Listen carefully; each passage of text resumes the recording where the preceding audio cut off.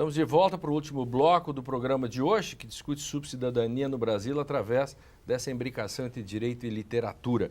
O Henriette, um dos autores, né, que a gente gosta muito, né, que é o Bakhtin, que fala muito da noção, essa questão da polifonia, etc., né?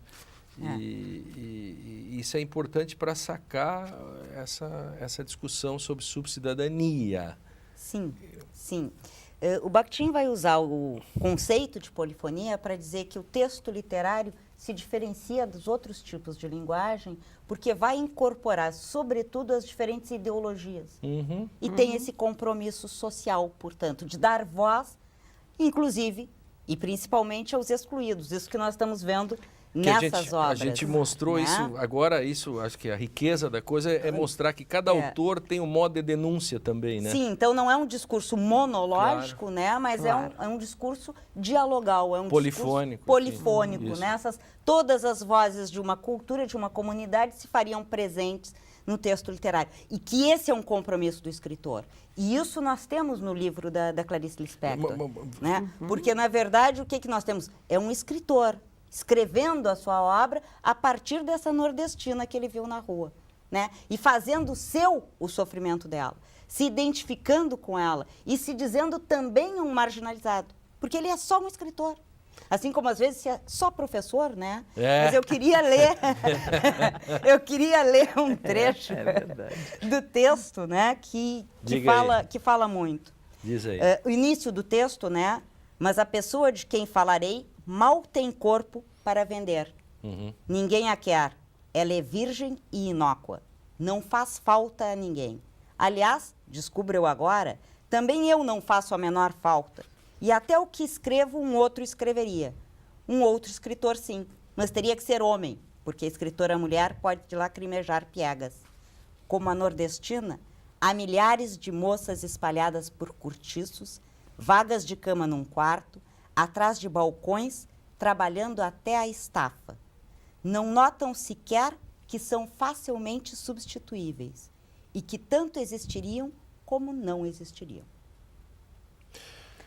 Pois. Eu acho que o texto vem numa denúncia de nordestino, a palavra vem carregada, não precisa mais do que, né, como tu colocasse aqui, a palavra vem cheia, ela vem plena daquilo que ela quer dizer. Né? Mulher. E vai longe, pobre, né? Pobre, quer dizer, a pobreza, o lugar e principalmente essa coisa invisível, a invisibilidade social destas pessoas que não têm dinheiro, que não têm nada, que não têm... Quer dizer... Isso. Heloísa, lá no Rio de Janeiro, uma senhora foi impedida de entrar no elevador de social e o patrão dela entrou com uma ação judicial e ganhou um salvo-conduto entregou para a sua empregada. E passam uns dias e tal, vem ela carregando uma sacola Casa da Banha, ainda que existia antigamente a Casa da Banha, e ela entrou direto no elevador de serviço. E aí o cara chegou e perguntou, o repórter chegou e disse assim, mas por que a senhora está entrando pelo elevador de serviço? A senhora tem um salvo-conduto para entrar pelo elevador social? Ela diz, doutor, eu sei o meu lugar. Essa é a sentença. E vocês acham que nessa questão do eu sei o meu lugar, no momento que existem rolezinhos nisso que se denunciou, que é uma denúncia do ano passado, desses anos agora, vocês acham que é um modo de alguém dizer eu já não sei mais o meu lugar, eu quero outro? Eu quero outro lugar. Não sei, o que vocês acham disso? Ou eu quero outro lugar? O que acham? O nosso Milton Santos, né, geógrafo tão preocupado com a questão social no Brasil, ele já denunciava, ele tem uma obra, uma das últimas obras que ele escreveu antes de falecer, no início desse século XXI, ele dizia, olha, a população, principalmente as camadas mais carentes, aquelas mais sofridas, aquelas que são vítimas dessas humilhações sociais, e que nesse processo de naturalização da desigualdade estão justamente no lugar menos privilegiado, elas simplesmente perceberam que os meios tradicionais de democracia já não lhes atendem mais. Então, quando a gente tem uma situação como o rolezinho, ou talvez até mais complexa, as manifestações populares, como as que atingiram, né, tomaram as ruas do Brasil no ano passado. Em junho de 2013. Tivemos talvez a maior, em 20 de junho de 2013. São movimentos em que não identificamos mais esses mecanismos tradicionais, né, de movimentação política e de luta por direito que ganha um outro contorno, um outro Acho sentido. que a subcidadania, botando a cabeça para fora em busca da cidadania... Também pode ser. Basta não só por parte das elites, né? Porque, levando um pouco para o direito, Lênia, agora, também que é o nosso local de fala aqui, tantas pessoas que estão assistindo e são da carreira jurídica, se nós pegarmos a pesquisa do Sérgio Adorno, né, os donos do poder, os aprendizes do saber. Do poder, formação do bacharelado brasileiro, é o subtítulo, que é a pesquisa dele justamente sobre a formação da academia, do pensamento jurídico e das práticas jurídicas nessa transição do século XIX para o século XX, que moldou esse processo de desigualdade, de naturalização da desigualdade, a partir do momento que as elites ocuparam esse lugar e o bacharelado foi todo ele praticamente tomado por esse pensamento, né, de continuidade de um modelo de patriarcal, de Estado, enfim, de um direito preocupado com as questões patrimoniais. E a questão social mesmo ficou como um discurso de um sindicalismo que começava ali no início do século XX, ainda meio tímido. E parece que as conquistas, as que aconteceram, talvez, foram varridas para baixo do tapete. Essa questão de dar voz a quem não pôde se expressar, né, que é muito forte na obra do Walter Benjamin também, né, de contar a história a contrapelo, professor.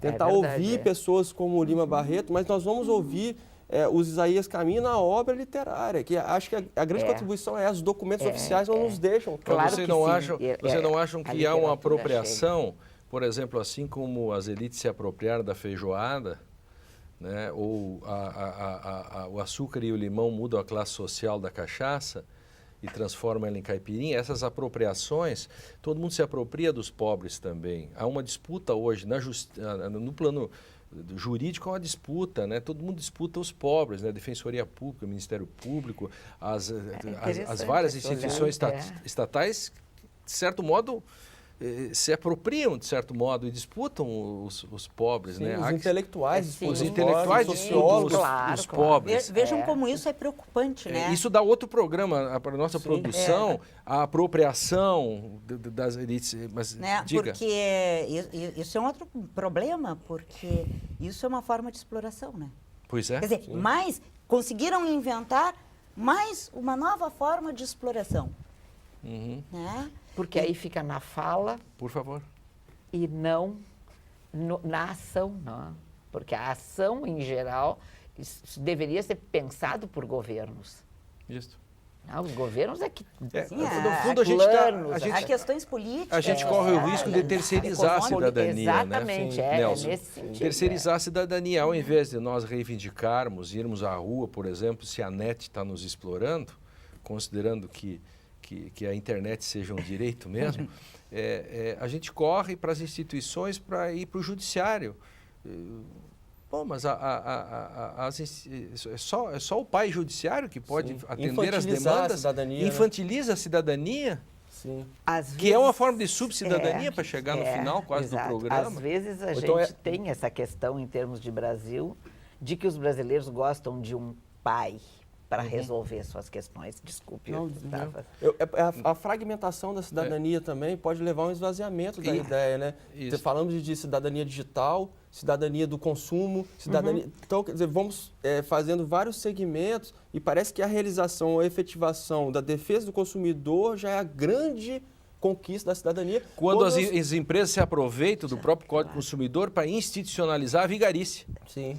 Tanto é que um ministro do STJ há poucos dias fez uma denúncia dizendo que as grandes empresas transferiram o call center deles para dentro do judiciário. Porque é vantagem lograr lograr o contribuinte, o cliente, porque nem todos entrarão em juízo. evidente. Claro, é uma espécie de não cidadania atuarial. Henriette, qual é o livro que você não trouxe, de tantos que a gente falou? Vidas Secas, do Graciliano Ramos. Maravilha, eu adoro aquela cena dos meninos do Fabiano, nem quero falar.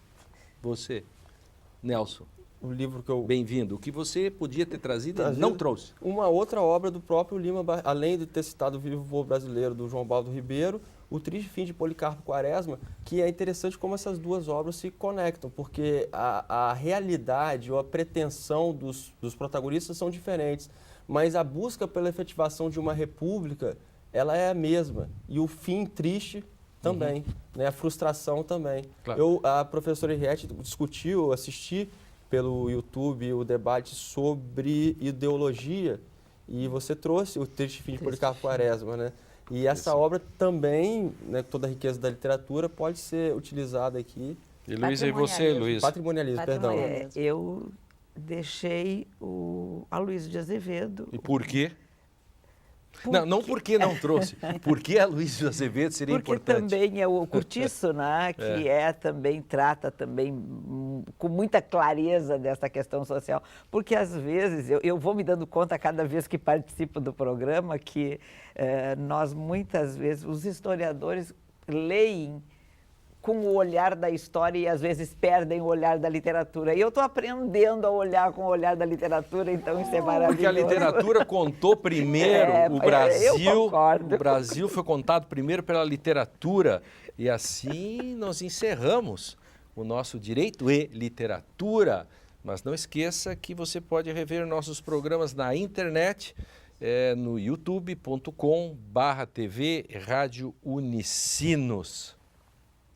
No Direito e Literatura de hoje, né, nós debatemos a subcidadania.